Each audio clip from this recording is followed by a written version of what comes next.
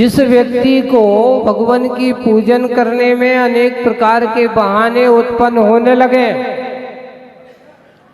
ठंडी लगने लगे, अगर आपसे कहा जाए कि ठंडी में, ऐसी ठंडी में अगर आपको किसी की शादी में जाना है तो वो कहते हाउ जाना है। उस समय शादी में ठंडी नहीं लगती, क्यों? वहां जाना जरूरी है, भगवान के पास जाना जरूरी है कि नहीं? भगवान की पूजा करना जरूरी है कि नहीं? अरे श्रावक की आवश्यक है, 6 आवश्यकों में देव पूजा करना जरूरी है, आवश्यक है। शादी आवश्यक नहीं होती पर देव पूजा आवश्यक होती है, बहुत जरूरी होती है।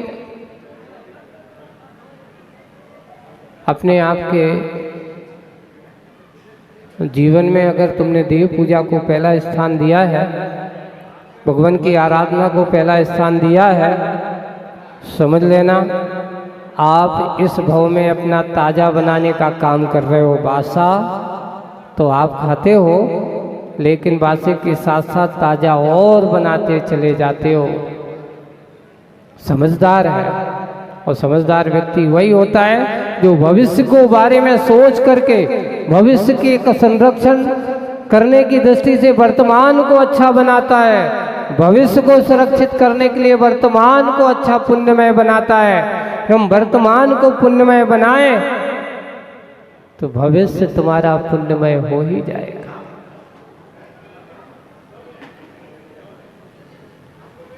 अब आप कहेंगे कि उसके बेटे की उम्र कितनी थी? 12 साल की थी।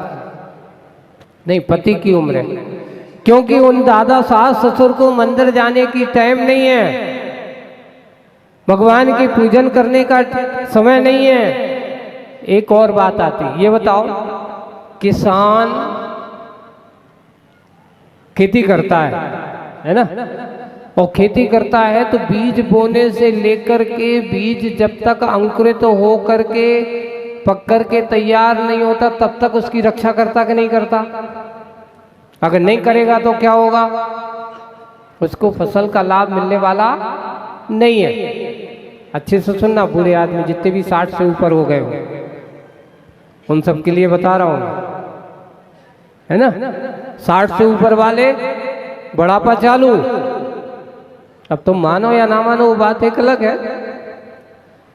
अब उनसे कहा कि ये बताओ, अब जैसे वो किसान है पूरा संरक्षण करता है, बाद में उसके घर पर फसल आती है तब वो संतुष्ट हुआ कि मेहनत सार्थक हो गई। वैसे जीवन के बारे में तुम क्यों नहीं सोचते हो कि हमने, कई व्यक्ति होते हैं जवानी काल में तो भगवान की पूजन पाठ कर लेते हैं,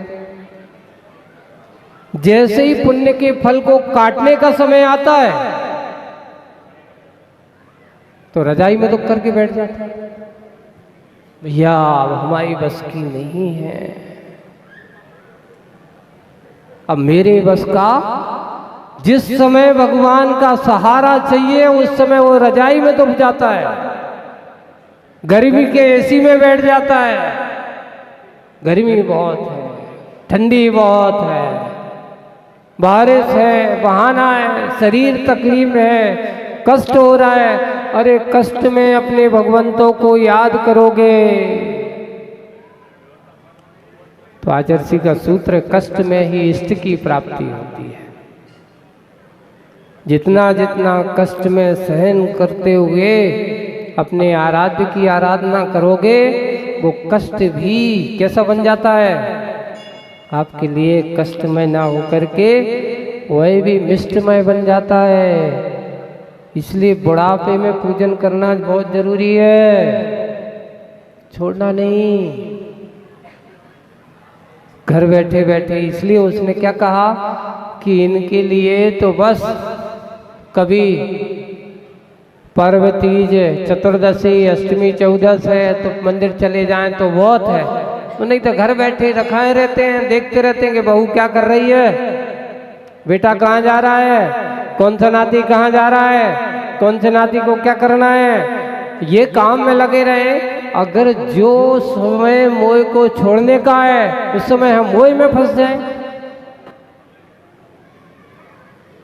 समझ लेना अभी हमारे जीवन जीने का सही तरीका हमारे पास नहीं है। उदासीन वृत्ति आना चाहिए। अपने आप में आसीन मत हो, उदासीन बनने की कोशिश करो। आज इस बात को इसलिए रखा गया कि हम जोश में होश में शुरुआत तो करते हैं जीवन की, पर समापन पर भूल जाते हैं।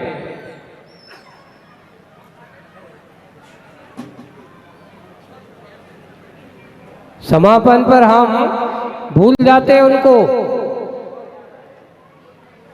स्मरण उस समय में करना है। अब आगे पति की उम्र कितनी थी?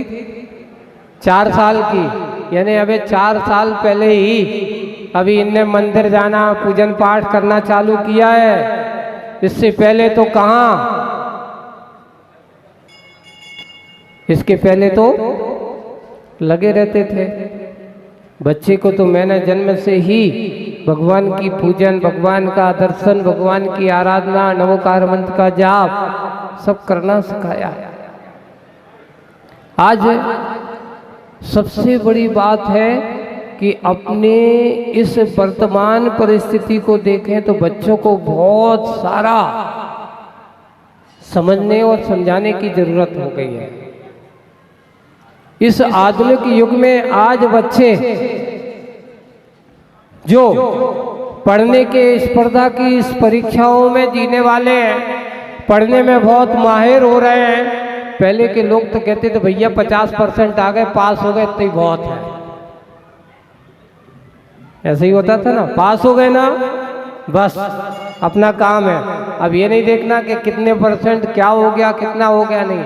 आज के बच्चे कहते हैं महाराज 90% से नीचे अगर आ गए तो मेरी तो बेइज्जती हो जाएगी। देखिए परसेंटेज तो बहुत बड़ा है नंबरों का,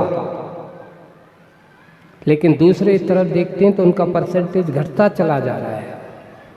आज भगवान के पास जाने के लिए उनके पास समय नहीं है, दर्शन करने का समय नहीं है, परिवार वालों के साथ बैठने का समय नहीं है, और एक दूसरे से आपस में बातचीत करने के लिए समय नहीं है। सबसे बड़ा समय कहाँ जा रहा है? उनके पास मोबाइल पर काम करने के लिए समय तो हो सकता है, मोबाइल पर बैठे चैटिंग करने के लिए समय तो हो सकता है, पर परिवार के साथ बैठने के लिए समय नहीं हो गए। और धीरे धीरे आज कल के रिश्ते नातेदारी सब फोनों पे जा रही है। वहीं से हाय हेलो हो गया, काम हो गया, पूछ लिया कैसे हो, हेलो ठीक है। पहले खबर आती थी, आप एक गौर करना, चिंतन करना कि पहले जब अपने मोहल्ले में अगर डाकिया आता था, घंटी बजती थी तो आपकी दृष्टि बाहर आ जाती थी, कहीं मेरे पिताजी का मेरे घर से कोई चिट्ठी तो नहीं आई। कितनी उत्सुकता रहती थी अपने वालों को जानने की। आज उतनी उत्सुकता है कोई? पता नहीं चलता। कई लोग कहते हैं अभी हम लोग अभी वहाँ कॉलोनी में जब विधान हो रहा और वहाँ थे ऐसा प्रतापपुर में, और ऐसा लगता था कि दोपहर में आदमी है ही नहीं, आवाज़ें नहीं आ रही। कहाँ है? बोले कि सब अंदर है अपने अपने घोंसले में। पहले लोग क्या होते थे, जब मोबाइल नहीं था, टीवी नहीं था, तो क्या होते थे, आसपास पड़ोस वालों के आपस में बैठ कर के हालचाल पूछते थे कि क्या हुआ तुम्हारे यहाँ, क्या हुआ। भलाई महिलाएं आपस में रोटी की चर्चा करें, पर चर्चा तो करती थी, मिलना जुलना तो होता था, एक दूसरे को प्रेम भाव। पड़ोसी का पता ही नहीं चलता कि पड़ोसी है कौन मेरा। सिटियों में तो बड़ी हालत खराब है, मल्टी की जिंदगी जीने वाले, उनको तो पता ही नहीं है कि कहाँ क्या हो रहा है। हम आज इस पारिवारिक दृष्टि में देखें तो धर्म से जुड़ करके, धर्म क्षेत्रों से जुड़ करके अपने आप को थोड़ा सा समय देने की जरूरत है। ये क्षेत्र इसलिए बनाए गए हैं कि थोड़े से अपने आप को पापकारी से निर्वृत्त हो करके अपने आप को थोड़ा सा पुण्य संचय करने के लिए है। ये जैसे वीरोदय क्षेत्र पर आप बैठे हो, ये राजस्थान के लिए, पूरे बागड़ प्रांत के लिए एक नई दिशा और एक अपने अंदर की नई दशा बनाने वाला क्षेत्र है। और आदिनाथ भगवान की मुद्रा को देखते हैं तो मन प्रफुल्लित हो जाता है। इतना निश्चित है कि आने वाले भविष्य में क्षेत्र की परिकल्पना और क्षेत्र के बारे में जो कहा जाएगा वो एक अद्भुत होगा। क्यों? अगर हम अपने आप को एक साथ संगठित होकर के पूरा सोच करके काम करते हैं तो कोई भी कार्य असंभव हो ही नहीं सकता। सब कुछ संभव है। ये लोग मना करते हैं, ये लोग मना करते हैं। मैंने कि उनको मना करना उनका भी ठीक है, लेकिन पहले क्या करना है? पहले पाठशाला पढ़ना है, उसके बाद फिर थोड़ी सी मस्ती करना। मस्ती करना है आपस में थोड़े से मिलजुल करके। एक दूसरे ने भगवान का अभिषेक नहीं किया, भगवान के दर्शन करने की आदत नहीं बनाई। वो क्या भगवान का बड़े होकर के 90 साल में भी उसको धोती दुपट्टा पहनने में शर्म लगती है, संकोच लगता है। इसलिए बंधुओं, आज का ये रविवार और सिद्ध चक्र महामंडल विधान का ये अवसर, जियो पर कैसे जियो, अपने होकर के जियो। क्या जीना है, कैसा जीना है, क्या करना है। कहीं ऐसा ना हो कि आप भी अभी पालने में डले रहो, पालने में डरे डरे ही चले। पापों में रच पच करके जीवन जीना से जीना नहीं है, पाप से ऊपर उठ करके जीवन जीना ही सही जीवन जीना है। किसी को सता को, किसी को बुरा करके, किसी का अहित करके जीवन जिया तो क्या जिया? अरे जीवन जीना है तो किसी को हंसा करके, किसी को बचा करके, किसी को अच्छा आनंदमय जीवन दे करके जीना सीखो। अपने आए हुए बच्चों को भी उनको सत शिक्षा दो, उनके लिए भी सत संस्कार दो, उनको भी एक खान पान की शिक्षा दो, उनको भी जीने की कला बताओ। क्योंकि सबसे पहले हम जीने की कला सीखें। आज जितने भी आधुनिक उपकरण हैं, बड़ी बड़ी जगहों पर बड़े बड़े सब लोग, पत्रिका में कल के साल आपके पेपर निकल या परसों के पेपर में पढ़ना, एक फतवा जारी किया गया है। अब आप सोचिए, आप क्या, आप तो संपन्न हो, श्री संपन्न हो। श्री संपन्न तो हो, पर संस्कार से संपन्न भी बनिए, बनाइए। सबसे पहले स्वयं मर्यादा में रखना सीखिए। एक और, कल एक बहुत अच्छा व्यंग्य पढ़ रहा था, और व्यंग्य क्या था, और व्यंग्य कारण है उसमें पेपर में एक कॉलम चलता है। तो बोले कि आप तो बड़े कवि हो, अच्छे जाने माने कवि हो, और शालीनता से अच्छे कपड़े पहनते हो, है ना। लेकिन एक व्यक्ति है अच्छा करोड़पति अरबपति है, लेकिन जब उसकी ड्रेस देखी तो कहीं से जीन्स फटी हुई है। आप देखना, बड़े बड़े कलाकार, बड़े बड़े करोड़पति, बड़े बड़े आधुनिक फैशन में जीने वाले, बंधुओं समझ लेना, दरिद्रता का लक्षण वो पैसे से तो संपन्न है पर आचरण से संपन्न नहीं है। फटे हुए कपड़ों को पहनना, धवला ग्रंथ में भी लिखा है कि जो वस्त्र फटे हो, पुराने हो, गंदे हो, ऐसे वस्त्रों के साथ कभी पूजन, दान आदि की क्रिया नहीं करना चाहिए, शुभ कार्य नहीं करना चाहिए। और आज ये होता था कि पहले अगर फट जाता था कोई घर पे तो उसको फेंक देते थे, आज ये हो कि फटे हुए खरीदे जा रहे हैं। आप अपने बच्चों को क्या सिखा रहे हो? ये कोई फैशन नहीं है, ये दरिद्रता का एक संकेत है। कभी भी कोई बच्चों को सबसे पहले उनको नियम दिलाता हूं, पहनो अच्छा पहनो, लेकिन फटा मत पहनो। आप लोग भी आज नियम ले लो कि अपने बच्चों से ये कहेंगे कि बेटा हमारे पास पैसा है, तुम जैसा चाहो लेकिन आज के बाद मैं तुम्हें फटी जीन्स पहनने की अनुमति नहीं दूंगा। माता पिता बने हो तो माता पिता बन करके उसको सही संस्कार भी देने की कोशिश करना, और यही धर्म का आचरण होगा, यही धर्म का मार्ग होगा। अगर आप इस धर्म के मार्ग पर रहते हो तो संतानों को भी सही संस्कार और सही सलाह दीजिए। ऐसे वस्त्र मत पहनाओ ना पहनाओ, जो बच्चे ऐसे पहनते हैं उनके अंदर की विचारधारा भी वैसी ही हो जाती है।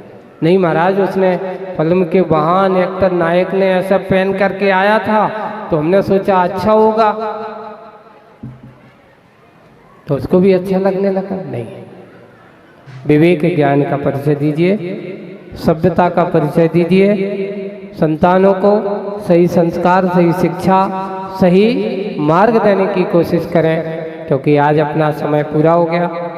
आगे का विधान, यहाँ अभी सहस्त्र नाम विधान का कार्य चल रहा है। भगवान के नामों का उच्चारण करते हुए और सिद्ध चक्र महामंडल विधान का